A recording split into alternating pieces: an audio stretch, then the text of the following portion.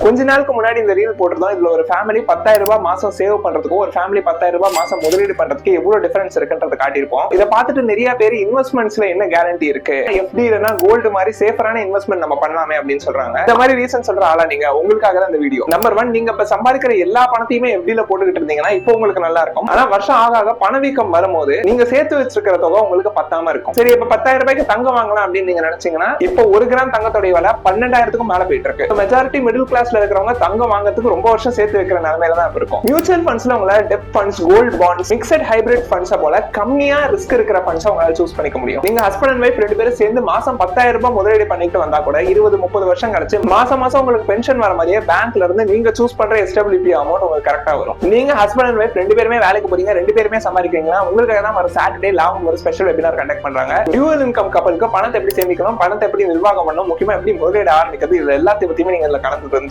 இந்த ஃப்ரீ வெபினார்ல நீங்க கலந்துக்கணும்னா சேனலுடைய அபவுட் செக்ஷனுக்கு போய் பாருங்க. இந்த லிங்க்ஸ்ல உங்களால கண்டுபிடிக்க முடியும். இந்த கூகுள் ஃபார்ம் மட்டும் ஃபில் பண்ணுங்க, நாங்களே உங்களுக்கு லிங்க் அனுப்புறோம்.